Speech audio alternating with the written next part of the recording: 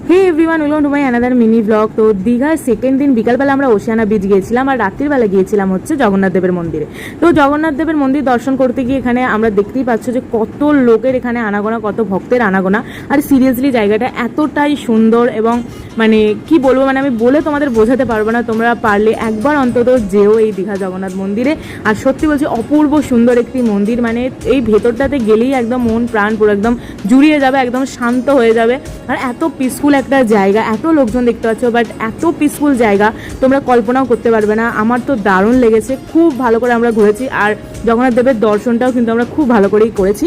তো আমি পুরো ডিটেলস ভিডিও তো আমার বড় ব্লগে অলরেডি আছে আমার চ্যানেলেতে, তো তোমরা গিয়ে চেক আউট করতে পারো। তাও আমি শর্টস ভিডিওর মাধ্যমে তোমার সাথে শেয়ার করলাম। আই হোপ তোমাদের ভালো লেগেছে।